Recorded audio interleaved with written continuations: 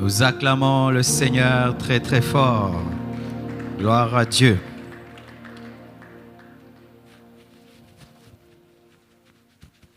Je vous salue chacun chez vous, que Dieu vous bénisse abondamment.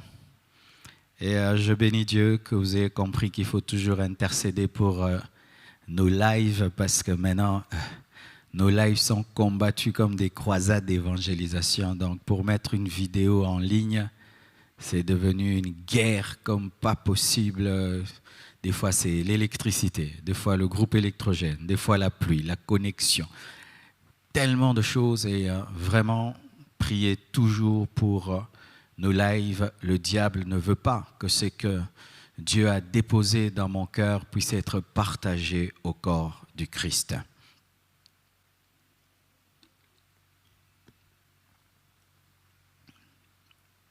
Aujourd'hui, je vais continuer le message prophétique que j'ai débuté le vendredi.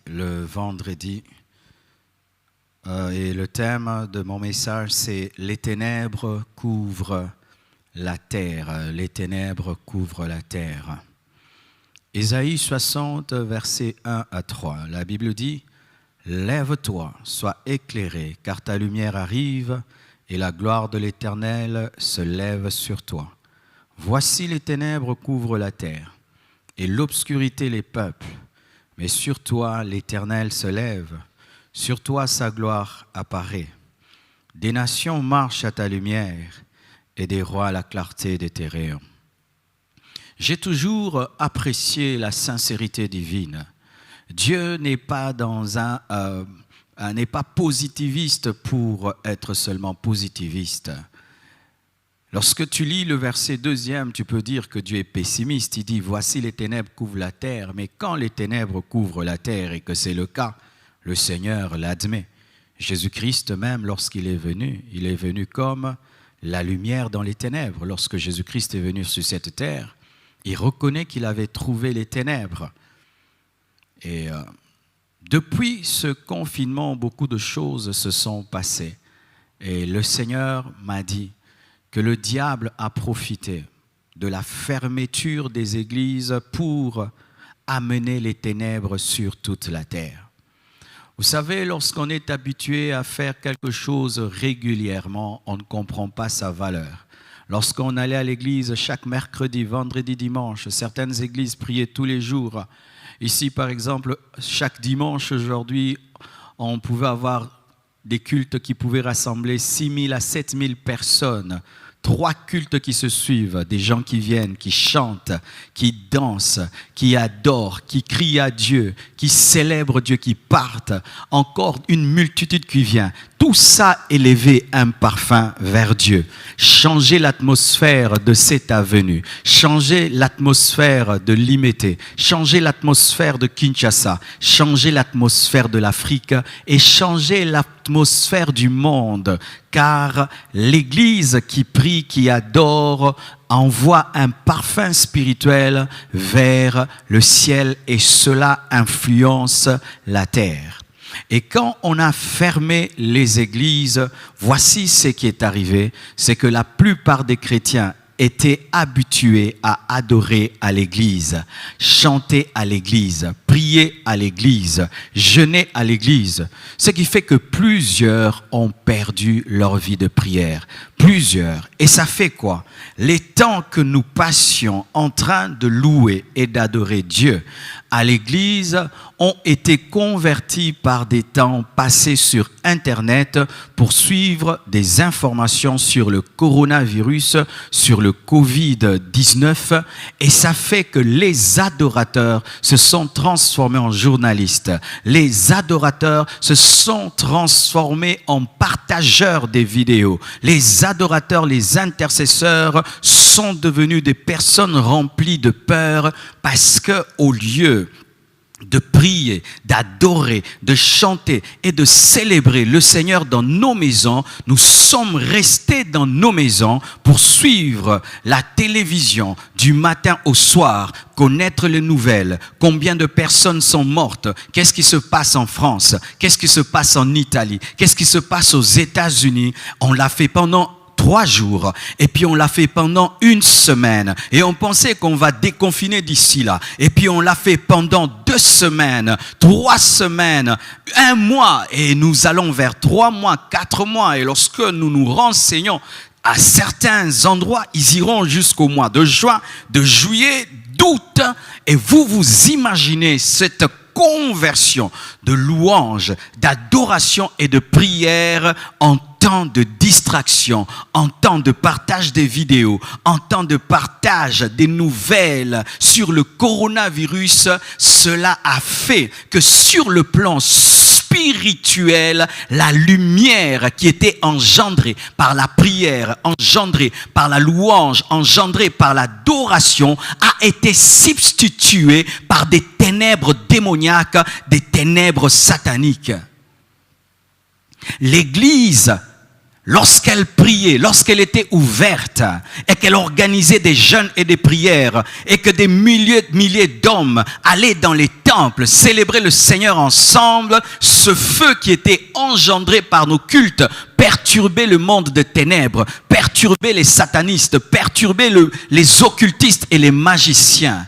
Et pendant que l'Église maintenant est confinée et que les gens sont à la maison et qu'ils ne prient plus comme avant, ils n'adorent plus comme avant, les satanistes qui n'arrivaient pas à agir sont maintenant en train d'agir. Les sorciers des familles qui n'arrivaient pas à bouffer les gens sont en train de bouffer les gens. Les sorciers des quartiers qui ne pouvaient plus décoller, atterrir parce qu'il y avait une église dans le quartier qui mettait le feu, maintenant sont en train de décoller et d'atterrir. Les sorciers des nations qui ne pouvaient plus opérer parce que les églises avaient pris le contrôle par la prière, ces sorciers sont en train de prendre le contrôle. C'est pourquoi l'atmosphère spirituelle est devenue pesante. L'atmosphère spirituelle est chargée. Tout enfant de Dieu qui est spirituel ressent cela. Dans ces moments de prière, quand tu es un guerrier de prière, tu es un homme de prière qui refuse de subir ce que tout le monde subit, et tu dis, je vais prier à la maison, je vais prier dans ma chambre, tu vas sentir un combat, tu vas sentir une lutte,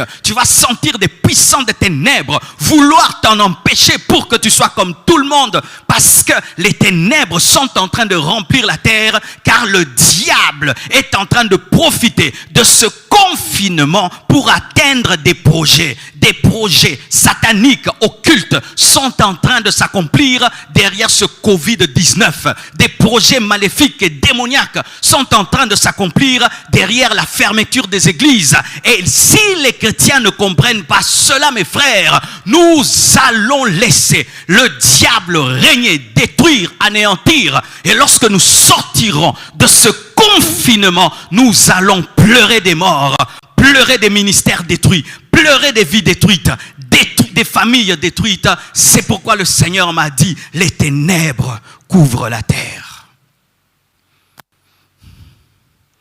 Mais ce que j'aime dans cette parole, dans Ésaïe 60, verset 1, la Bible dit, lève-toi, sois éclairé, car ta lumière arrive.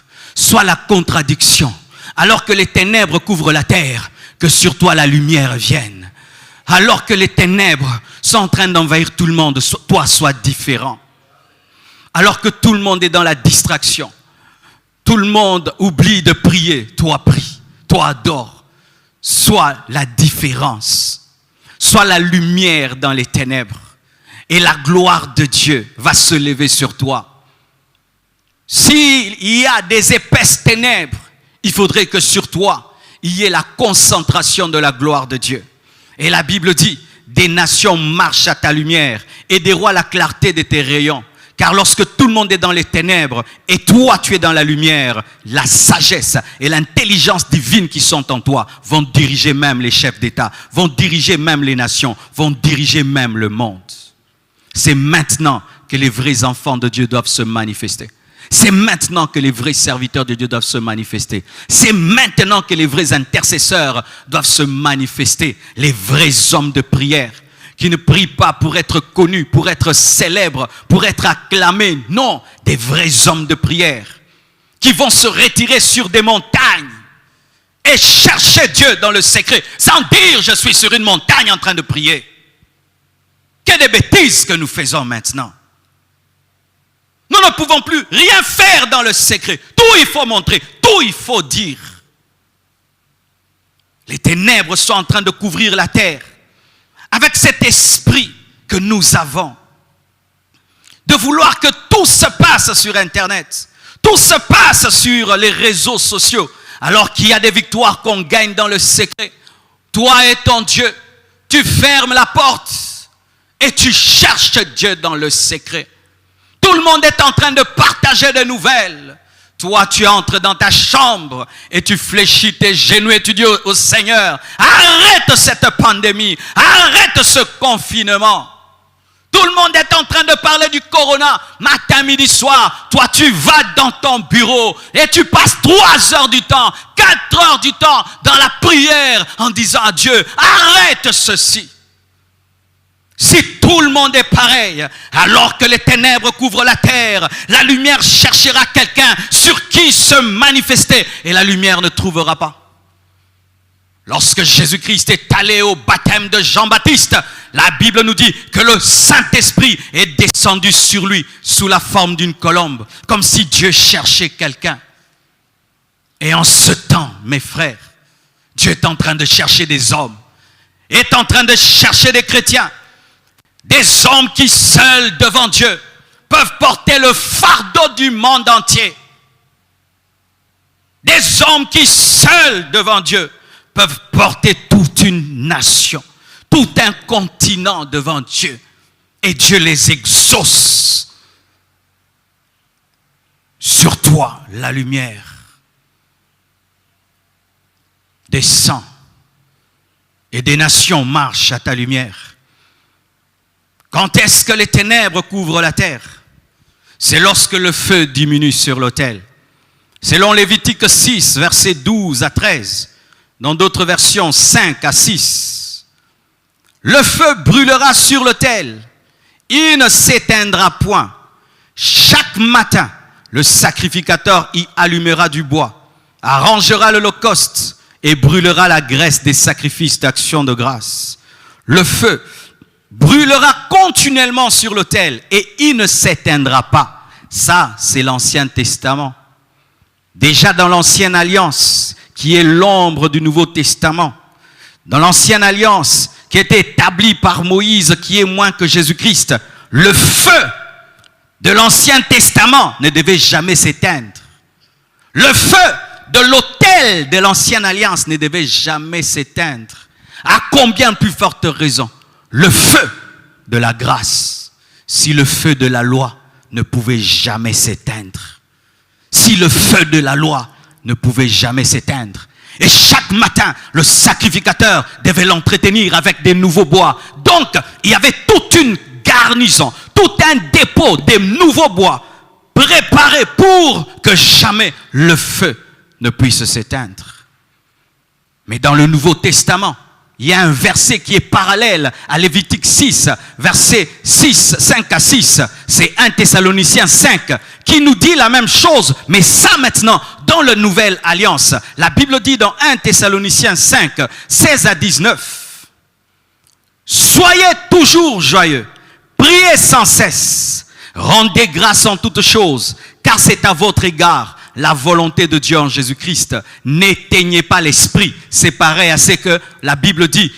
Il ne s'éteindra pas. Il ne s'éteindra point. N'éteignez pas l'esprit. Il ne s'éteindra point. Lorsque tu prends Lévitique 6, verset 6, et tu prends 1 Thessaloniciens 5, verset 19, tu vois que c'est le même esprit. Dans le Nouveau Testament, on dit, n'éteignez pas l'esprit. Et dans l'Ancien Testament, on dit, il ne s'éteindra point. Et nous avons éteint le feu en arrêtant de prier dans nos maisons, en arrêtant de chanter dans nos maisons. Combien sont ceux qui chantent chez eux? Combien sont ceux qui dansent chez eux? Combien sont ceux qui louent chez eux? Combien sont ceux qui prient 3 heures, 4 heures du temps en cette période-ci?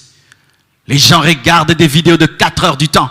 Quand tu fais les statistiques de temps que tu as passé en train de regarder des vidéos sur le coronavirus, peut-être tu as passé même 5 heures du temps, mais tu as prié 30 minutes. Pendant que les occultistes, eux, ne blaguent pas. Les magiciens ne blaguent pas. Ils continuent à travailler comme avant et même plus qu'avant. Et je vous assure, plus qu'avant. Vous avez vécu ce qui s'est passé aux États-Unis. Les jours où les églises ferment, quelque temps après, les occultistes sortent et vont faire une parade devant le Capitole pour montrer clairement, pendant que vous, on vous empêche de prier et de faire vos cultes, nous maintenant, c'est quand nous sortons pour consacrer cette nation au diable. Si aux États-Unis, les occultistes ont eu le courage de le montrer clairement, c'est ce qui s'est passé dans le monde entier. C'est ce qui est en train de se passer dans le monde entier. Mais malheureusement, c'est que les chrétiens ont été tellement enseignés à être des consommateurs de bénédictions et pas être des guerriers. Des consommateurs de bénédictions. Ils ont des soucis seulement pour leur vie. Maintenant, je ne travaille pas. Maintenant, je vais aller en Europe comment? Maintenant, mes projets vont s'accomplir comment? La toute petite vie là, mes beaux vêtements, je ne les portais plus. Ma belle voiture, je ne la conduis plus. Vous entendez des toutes petites visions des poussins. Mais si les chrétiens étaient des guerriers, ils allaient comprendre, ça c'est un temps de ténèbres. Les puissants des ténèbres sont en train de profiter de cette situation. Même si on nous empêche d'aller à l'église, nous allons ramener cette même vie qu'on avait à l'église dans nos maisons. Si le diable a fermé des temples, nous allons ouvrir des églises dans les maisons. S'il a fermé les temples, nous allons ouvrir les églises dans nos maisons. Car on ne nous a pas empêchés de prier. On ne nous a pas empêchés d'adorer. On ne nous a pas empêchés de jeûner. On ne nous a pas empêchés ces choses. Mais tellement que notre culte à Dieu est lié au temple, nous ne faisons pas les mêmes services spirituels comme lorsqu'on allait dans le temple. C'est pourquoi les ténèbres couvrent la terre. Parce que le feu s'est éteint. La joie s'est éteinte. Les chrétiens n'ont plus de joie. Comme si notre joie provenait du temple. Comme si c'est le temple qui était mort pour nous à la croix. Comme si c'est le temple qui est le Saint-Esprit. Comme si c'est aller en Europe, voyager, réaliser les projets qui est le Saint-Esprit. Nous avons perdu la joie. Et une église qui n'a pas de joie devient comme un sel sans saveur. Devient comme une lumière sans feu. Et nous sommes dans le plat, mais nous ne sommes plus en train de saler le plat. Le païen te regarde. Tu es autant triste que lui dans le confinement. Tu es autant désespéré que lui face au coronavirus. Tu es aussi accablé par cette situation que lui. Il te regarde et il se regarde. Peut-être même lui, il a le moral plus que toi. Toi, tu n'as plus aucun moral, mais tu es un chrétien. Chez vous à la maison, c'est toi le chrétien qui est le plus triste de toute la maison ces derniers temps. Tu es la personne la plus démoralisée de la famille. Mais c'est toi le chrétien qui dit avoir le Saint-Esprit, mais c'est toi qui es le plus démoralisé en ces temps-ci. Qu'est-ce que tu vas prêcher aux païens? Qu'est-ce que tu vas les enseigner? Quelle influence tu auras? C'est pourquoi les ténèbres sont en train de couvrir la terre. Parce que la lumière est devenue ténèbre. La lumière se comporte comme les païens. La lumière a la même attitude que les païens. N'éteignez pas l'esprit. Le feu ne s'éteindra point. Si le principe dans l'Ancien Testament, pour que le feu soit toujours allumé, il fallait toujours des nouveaux bois. Dieu aussi est en train de susciter une nouvelle génération de serviteurs de Dieu. Une nouvelle génération d'hommes et de femmes qui entendent la voix de Dieu, qui entendent le ciel et qui peuvent dire sur la terre ce que dit le ciel. Mes frères et sœurs, il y a des appels qui vont se manifester pendant ce confinement et après ce confinement, il y a une race de prophètes qui va sortir après ce confinement, qui annoncera au monde et à l'église ce que Dieu a dit, afin que le feu soit entretenu sur l'autel. Génération cachée, le temps pour toi de paraître est arrivé. Certains, c'est pendant ce temps de confinement que vos ministères vont exploser, car Dieu va vous révéler son cœur et ayez le courage d'annoncer ce que Dieu vous a dit, ce que Dieu vous a communiqué. Le problème, ce n'est pas d'être connu, d'avoir un grand nom, d'avoir une grande église, mais c'est d'entendre l'ainsi dit le Seigneur. Des nouveaux bois vont monter sur les autels. Je répète, des nouveaux bois vont monter sur les autels et vont amener un nouveau feu, un nouveau feu. Il y aura un nouveau leadership. Des nouveaux leaders vont se manifester et vont monter sur l'autel afin d'amener un nouveau feu, parce que le feu est en train de s'éteindre. L'évangile matériel a éteint le feu. L'évangile matériel a éteint le feu. Si tu as fondé ton église sur vous aurez des millions, vous aurez des milliards, maintenant tu vas le prêcher encore comment? Tu vas bien t'habiller, tu vas sortir, tu vas voyager, tu vas prêcher ça comment? C'est pourquoi Dieu est en train de susciter des nouveaux bois sur l'autel qui vont amener le feu, des gens qui vont amener le message, qui préparent l'église à l'enlèvement et qui réveillent le monde et qui lui dit que bientôt la fin de tout est proche. Lèvez-vous, lèvez-vous, nouveau bois. Car le feu est en train de s'éteindre et l'obscurité est en train de remplir la terre. Et sachez, mes frères, le combat est très grand ces derniers temps. Vous ne pouvez savoir chaque fois que je dois venir ici pour prêcher et faire un live.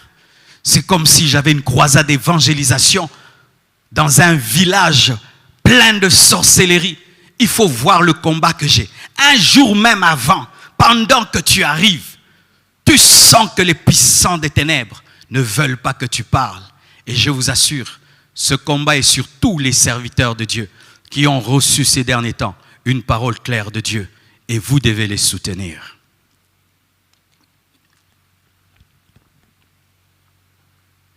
La Bible dit ceci.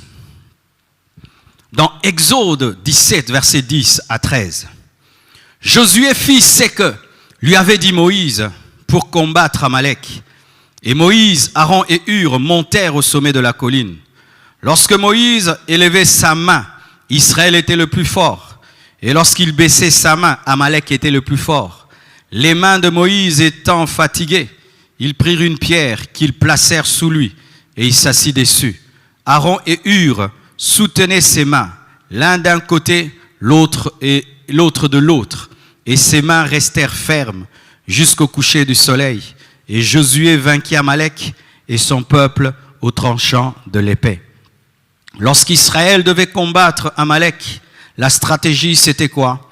Il fallait qu'il y ait des guerriers sur le champ du combat et qu'il y ait des intercesseurs au sommet de la montagne.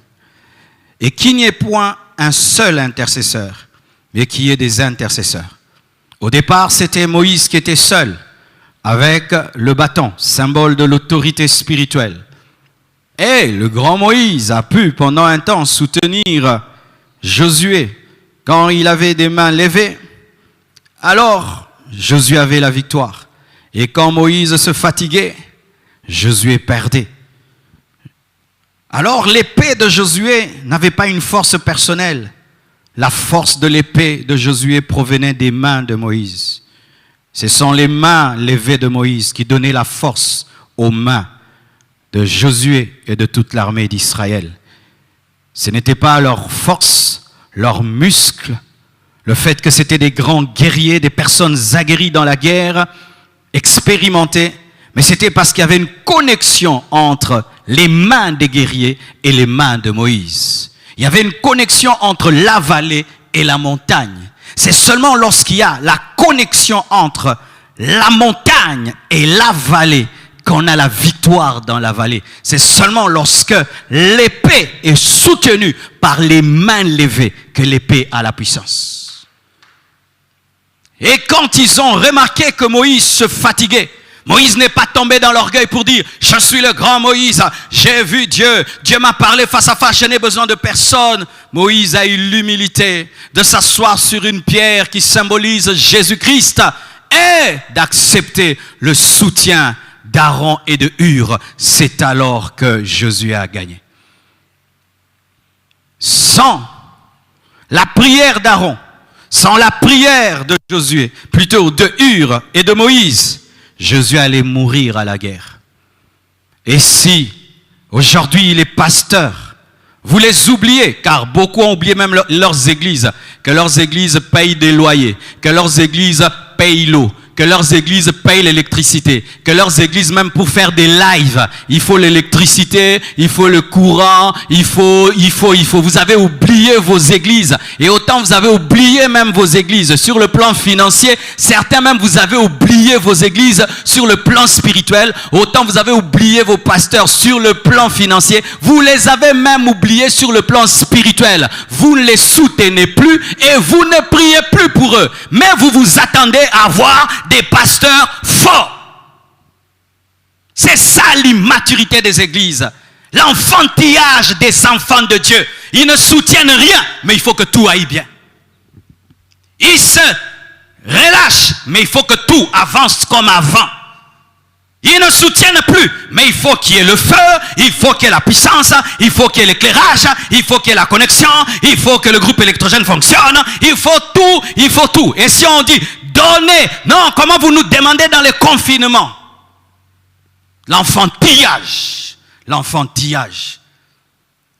Avez-vous cessé de prendre soin de vos parents pendant ce temps de confinement?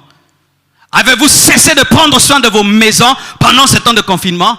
Et comme c'est le confinement, vous allez arrêter de prendre soin de la maison de Dieu, de prendre soin de vos pères spirituels, de l'enfantillage.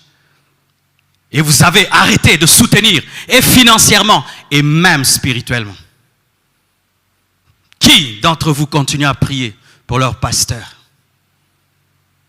En train de penser, ma vie, distrait, partageant des vidéos, vous oubliez que vous avez des pasteurs qui, pendant que tout le monde se tait, osent parler, dire des choses dangereuses, des choses qui ouvrent des attaques démoniaques dans leur vie, dans leur famille, dans leurs enfants, leurs épouses. Réveillez-vous et priez à nouveau pour vos pasteurs. Priez à nouveau pour les prophètes, les apôtres, les évangélistes, les serviteurs de Dieu. Si vous avez refusé de donner l'argent, donnez au moins vos prières. Si vous avez refusé de ne plus soutenir les églises parce que vous passez des moments difficiles financièrement, donnez au moins vos prières aux hommes de Dieu afin qu'ils puissent continuer à tenir spirituellement. Car quelle que soit la force de Josué, s'il n'est pas soutenu, il mourra. Quelle que soit la vie de sainteté d'un homme de Dieu, il ne peut tenir seul. Le grand apôtre Paul écrivait des lettres et il demandait la prière de l'église. Les gens pensent, Dieu l'a appelé, même si on ne prie pas pour lui, Dieu est avec lui. Non, l'église ne fonctionne pas comme ça. L'église est un corps. Tu as un cerveau, mais pour que ton cerveau tienne, il faut des pieds. Pour que ton cerveau tienne, il faut un corps en bonne santé. C'est ce qui permet à ton cerveau de tenir. Un homme de Dieu peut craindre Dieu. Il peut avoir une vie de sainteté. Il peut avoir une vie de prière. Mais s'il est seul au combat et qu'il cherche des combats planétaires, un combat mondial contre les puissants des ténèbres mondiales, mais l'Église l'oublie, il subira des attaques comme pas possible. Pourquoi Samson était mort? Samson était mort parce que les Philistins, eux, étaient unis pour sa chute. Mais jamais Israël ne s'est uni pour que Samson reste debout. Il n'y a jamais eu de réunion en faveur de Samson en Israël. Mais il y a eu toujours des réunions contre Samson parmi les Philistins. Ils se sont mis ensemble. Ils ont payé une femme. Ils ont fait une stratégie. Ils ont mis leur intelligence ensemble, leur force ensemble pour tuer Samson. Mais jamais une seule fois, Israël n'a fait des réunions pour soutenir Samson. Sachez mes frères que pendant ce confinement, il y a des réunions contre les Samsons. Il y a des réunions contre le Samson contre des oins de Dieu. Satan, maintenant il sait, ils n'ont pas tout le temps des prédications à donner. Ils n'ont pas tout le temps des séminaires à donner. Ils ne sont pas très occupés comme avant. C'est maintenant qu'on peut les détruire. Et si vous ne savez pas, certains sont en train de perdre leur sanctification, de perdre leur vie de prière. Et lorsque le confinement prendra fin, ce seront des vides spirituels, des ikabodes qui sortiront du confinement. Vous ne reconnaissez plus votre pasteur, vous ne reconnaissez plus votre évangéliste et votre prophète. Pourquoi? Parce que Satan l'a tué dans le confinement. Les ténèbres sont en train de couvrir la terre parce que la prière a diminué. Les ténèbres sont en train de couvrir la terre parce que les intercesseurs ne prient plus. Les adorateurs n'adorent plus. Ceux qui soutenaient ne soutiennent plus. Tout le monde s'occupe de sa vie. Tout le monde est dans les nouvelles et dans la distraction. Tout le monde entend Covid, Covid. Et on a perdu la foi dans le rocher. On a perdu la foi en Jésus-Christ. On a maintenant une grande connaissance des informations. On a perdu la connaissance de la parole. On sait ce que les informations disent, mais on ne sait pas ce que la parole dit. On est connecté au monde et déconnecté à l'esprit. C'est pourquoi, mes frères, nous devons opérer dans l'unité. Ecclésiaste 4, versets 9 à 12. La Bible dit, « Deux valent mieux qu'un, parce qu'ils retirent un bon salaire de leur travail. Car s'ils tombent, l'un relève son compagnon. Mais malheur à celui qui est seul et qui tombe, sans avoir un second pour le relever. De même, si deux couchent ensemble, ils auront chaud. Mais celui qui est seul, comment aura-t-il chaud? Et si quelqu'un est plus fort qu'un seul, les deux peuvent lui résister. Et la corde à 3 fils ne se rompt pas facilement. » Ce passage part de la puissance de l'unité. Que lorsqu'on fait une affaire, lorsqu'on est associé, on a plus de bénéfices, on a plus de revenus. L'unité a une grande puissance dans le domaine financier, a une grande puissance dans le domaine économique. Et encore, lorsque l'un tombe, l'autre peut le relever. Dans la chute, l'unité est puissante parce que tu as quelqu'un qui est debout pour t'aider à être debout. Et la Bible dit, même par rapport au froid, celui qui dort seul grelotte. Mais celui qui dort avec quelqu'un a chaud. Et en ce temps où il fait froid spirituellement, les personnes seules sont en train de grelotter. En ce temps où il fait froid, parce que la froideur spirituelle s'est emparée du monde, malheur à ceux qui sont seuls. Malheur aux pasteurs qui sont seuls. Malheur aux chrétiens qui sont seuls. Malheur aux chrétiens qui venaient à l'église et qui ne saluaient personne et qui ne se donnaient pas la peine d'avoir un ami, d'avoir une amie. Malheur aux hommes de Dieu qui travaillent tout seuls, car là, tout le monde a besoin de quelqu'un. Je n'ai jamais vu une telle période où même des gens qui t'avaient oublié t'appellent. Nous sentons le besoin de communion, le besoin de connexion. Mais malheur à celui qui est seul. Car si en ce temps de froid spirituel, tu dors seul, personne ne va te réchauffer. Personne ne va te réchauffer. Et je bénis beaucoup le Seigneur pour l'homme de Dieu, Ivan Castano. Des fois, il y a la semaine passée, j'ai fait 3 vidéos rediffusées. Les gens ne se sont pas rendus compte que j'ai fait des rediffusions. Il m'a appelé et dit, « Mais comment, pasteur, tu rediffuses? Tu ne dis plus, tu ne fais plus tes lives. » Il suit. Mais non, il faut. Est-ce que tu as des gens qui pendant cette période sont en train de te pousser?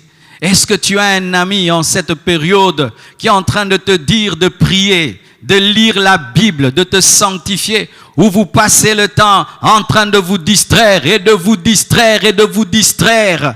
Tu pries avec qui? Est-ce que tu pries avec ta femme? Est-ce que tu pries avec tes enfants? Vous ne priez pas ensemble. Vous regardez la télé ensemble. Vous regardez les films ensemble. Vous mangez ensemble, mais vous ne priez pas ensemble. Vous êtes des amis autour de tout, sauf autour de la prière. Vous êtes des amis autour de tout, sauf autour du ministère. Vous êtes des amis autour de tout, sauf autour de la consécration et de la sanctification. Qui te pousse à te sanctifier en cette période-ci? Qui est ton ami dans ce confinement? Qui est ton ami dans ce confinement? Vous qui vous glorifiez de n'avoir besoin de personne, vous êtes en train de mourir. Vous êtes en train de mourir. Vous êtes en train de mourir. Pendant ce temps, le Seigneur va dépêcher près de toi quelqu'un. Car Jésus-Christ a envoyé ses disciples 2 à 2. Et je t'assure, dans cette guerre, dans cette froideur, il faut que tu dormes avec quelqu'un. Il faudrait que Dieu te donne quelqu'un qui te donne un ami de la destinée, une amie de la destinée, qui te dit, mais je regarde tes posts sur Facebook, tu n'es que dans la distraction. Je regarde tes statuts sur WhatsApp, tu ne partages que des banalités. Est-ce que vous avez de telles personnes? Est-ce que vous avez de telles personnes? Déjà, quand il y avait culte, toi, tu ne t'intéressais à personne. Ces personnes qui venaient bouder tout le monde dans les cultes. Personne ne connaît ton nom.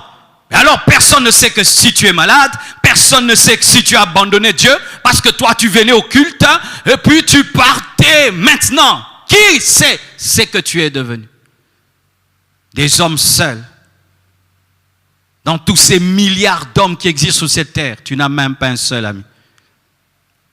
Dans tous ces milliards d'hommes qui existent sur cette terre, tu n'as pas un ami. Et tu dis, les gens sont bizarres. C'est toi qui es bizarre. C'est toi qui es bizarre. C'est dire que toi, tu es tellement extraordinaire que parmi tous ces 8 milliards d'hommes qui existent sur la terre, il n'y a même pas une personne qui peut devenir ton ami. Laissez Dieu vous connecter à des amis de la guerre. Laissez Dieu vous connecter à des amis de ce confinement qui vont vous permettre d'en sortir vivant. Parce qu'il faut sortir vivant. Il faut sortir vivant de ce confinement. Il ne faut pas seulement sortir et puis on dit, gloire à Dieu, les églises ont fermé, ont ouvert. Mais si tu en sors, païen, tu en sors sans vie de prière, tu en sors, tu as péché tellement dans le confinement, tu reviens chargé de démons. À quoi bon? Jamais un grand athlète ne bat un record lorsqu'il court seul. Les athlètes battent leur record lorsqu'ils sont à 10 et ils sont tous en train de courir. Vous le voyez, il bat un record parce que l'homme décuple son énergie et sa force lorsqu'il est dans une équipe. Es-tu dans une équipe dans ce confinement? Es-tu dans une équipe de prière? Es-tu dans une équipe d'intercession? Es-tu dans un groupe d'intercession dans ce confinement? Vous êtes dans des groupes de partage des nouvelles, des groupes de partage d'informations, mais pas dans des groupes de prière. C'est pourquoi vous êtes en train de mourir dans ce confinement. Vous êtes en train d'être détruits par Satan. Des chrétiens qui sont dans tous les groupes possibles, mais pas dans des groupes spirituels. Dans tous les groupes des blagues et des blagues, mais pas dans des groupes où on se motive à prier, à lire les Écritures, où on se pose des questions sur l'eschatologie, on se pose des questions sur la pensée de Dieu. 2 valent mieux qu'un. Et si quelqu'un est plus fort qu'un seul, les 2 peuvent lui résister. Il y a des choses qui peuvent te dominer quand tu es seul. Mais quand tu as quelqu'un à côté de toi, tu peux le vaincre.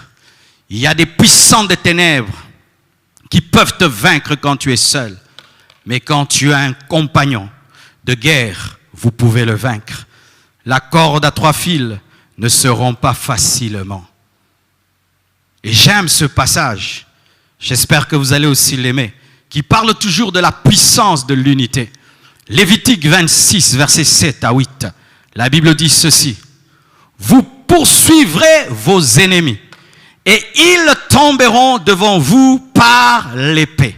Écoutez, 5 d'entre vous en poursuivront 100 et 100 d'entre vous poursuivront 10 000. Alléluia. C'est dire quoi?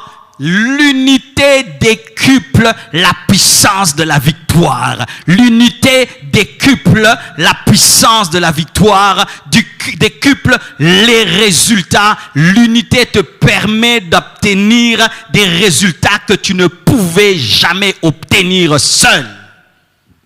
5 d'entre vous en poursuivront 100. Non, normalement, 5 d'entre vous en poursuivront 5. Mais 5 poursuivent 100. Celui qui prie seul prie bien.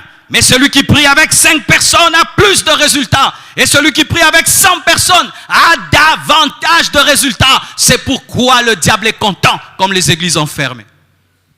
C'est pourquoi le diable est content. Remarque même quand tu es seul chez toi à la maison et tu pries toi-même et tu danses, c'est bien. Mais quand tu viens ici, nous chantons, nous dansons, tu vois comment ça se passe.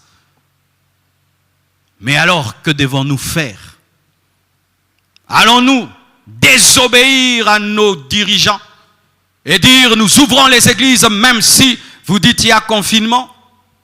Allons-nous désobéir à nos dirigeants et faire des marches et dire ouvrez les églises?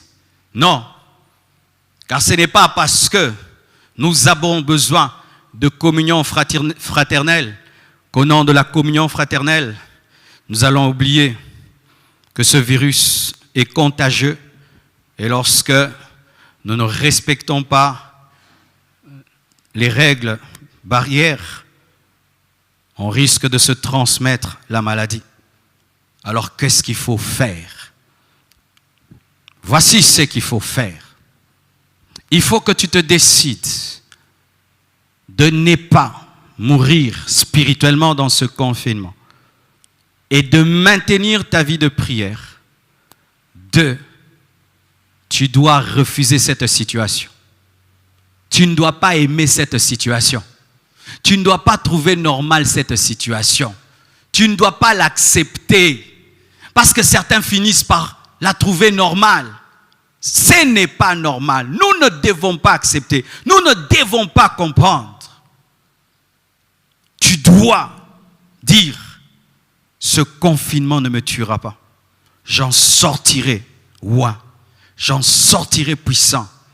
Et je vais faire un programme de méditation de la parole, de lecture de ma Bible, un programme de prière.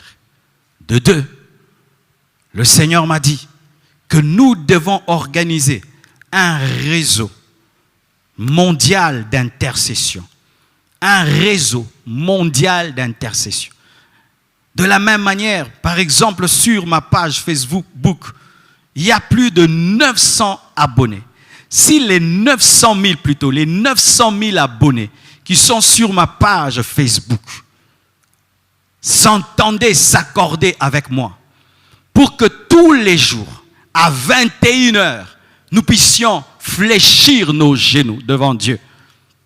Tous les abonnés, je crois plus de 400 000 abonnés qui sont sur notre YouTube, qui au-delà de suivre des vidéos et de partager des vidéos, vous dites aussi que nous allons commencer à prier chaque 21h. Je vous dis, ça va faire une bombe spirituelle. C'est pourquoi, mes frères, depuis le mardi, le vendredi, nous avons commencé un réseau mondial d'intercession. Chacun chez lui à la maison. Quand il est 21h, tu arrêtes tout et tu vas dans ta chambre, tu vas dans un lieu secret, sans ton téléphone et tu te mets à prier. Tu peux utiliser ton téléphone si tu es ces gens qui prient en mettant l'adoration, en mettant des chansons qui te poussent. Mais pas ces prières où tu te filmes, où tu te montres en train de prier. Dieu ne les exauce pas. Chacun chez lui, tous les jours, à 21h. Celui qui a la capacité de prier pendant 1 heure, tu fais 1 heure. Celui qui a la capacité de prier pendant 30 minutes, tu pries 30 minutes. Celui qui a la capacité de prier que 5 minutes, fais tes 5 minutes. Mais que chaque 21 heures, nous puissions nous tenir devant Dieu. Où tu pries et tu dis, Seigneur, je m'accorde avec tout le corps du Christ dans le monde et je demande un réveil. Je demande la manifestation de ta puissance sur la terre. Je détruis les projets du diable derrière ce confinement. Je détruis les œuvres du diable derrière ce Covid-19. Je refuse cette situation. Père, que cette pandémie s'arrête. Protège tes serviteurs, protège tes enfants, règne dans ma famille. Ouais, moi, utilise-moi comme un bois nouveau. Et tu pries et tu pries tous les jours. Je pourrais commencer à vous rappeler 30 minutes avant sur ma page Facebook ou sur WhatsApp que dans 30 minutes, nous allons commencer la prière. Mais quand c'est 21h, c'est toi et Dieu. Nous, on nous a formés à prier sans distraction. Nous, on nous a enseigné à prier des heures sans distraction. Les chrétiens d'aujourd'hui, il dit même qu'il est en ligne. Mais il ne suit même pas la prédication. Il dit même qu'il suit un live. Mais il suit 10 lives au même moment. Il dit qu'il prie. Il cause. Il commente. Il prie en commentant. Ça, c'est quoi? Ça, c'est quoi, mes frères? Est-ce que mon épouse peut parler avec moi en me respectant tout en écrivant des messages? Est-ce que mon épouse peut me parler en me respectant, tout en causant au téléphone? Mais l'église aujourd'hui, il faudrait que tout soit connecté, que tout soit le téléphone. Et si il n'y a pas un téléphone autour de quelque chose, l'action là ne peut marcher. Comment ça? L'église primitive a déclenché le réveil. Ils étaient dans une chambre haute, sans aucune distraction. Si c'était le temps des téléphones, nous aurons pris des téléphones pour filmer le feu sur les têtes, pour faire des selfies et montrer que le feu de la Pentecôte est sur Pierre. Chaque 21h, aujourd'hui encore, quand c'est 21h, tu prends ta femme, tes enfants, vous priez ensemble. S'il n'y a personne, prie seul. Si tu as un ami, prie avec cet ami. Si tu as une sœur, prie avec ta sœur. Mais que ce soit quelque chose que tu fais tous les jours jusqu'à la fin du confinement. Jusqu'à la fin. Nous allons nous arrêter quand ce confinement va s'arrêter. Et pour ceux qui ne savent pas, l'église sera la dernière à être déconfinées. Les églises vont être ouvertes après tout le monde. Après tout le monde, c'est quand on ouvrira les églises. Alors si nous aimons cette situation, faisons très attention. Et si nous attendons la fin du confinement pour prier, pour louer, faisons très attention. Ça risque de prendre encore du temps. Alors il y a deux questions qui sont posées. Certains disent, quand vous dites 21h, 21h de Kinshasa, mais moi je suis en Haïti, moi je suis aux États-Unis, comment je vais faire? Est-ce que je dois prier avec vous quand c'est 21h à Kinshasa ou je dois attendre que ce soit 21h chez moi? Attends que ce soit 21h chez toi. Si tu es en Haïti, aux États-Unis, où que tu sois, attends que ce soit 21h chez toi et tu fais cette prière.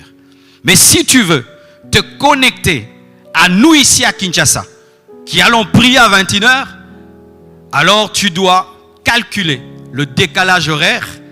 Et peut-être chez certains, quand vous êtes 4h du matin, c'est quand nous sommes 21h ici. Ou quand vous êtes 0h, c'est quand nous sommes 21h ici. Et alors tu pries à 0h et chez nous ça tombe 21h. Mais ce sera difficile pour certains enfants, difficile pour certaines personnes mariées, pour certains travailleurs, car certains font le télétravail à la maison.